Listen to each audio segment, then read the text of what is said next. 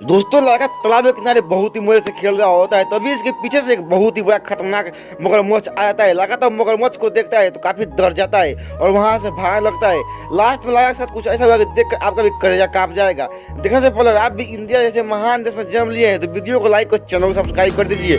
Subscribe वही कर India जैसे महान देश में जन्म लिया है। लड़का जाकर एक पेड़ के पास छिप जाता है, लेकिन वहाँ पे भी एक बहुत ही बड़ा और खतरनाक सांप आ जाता है।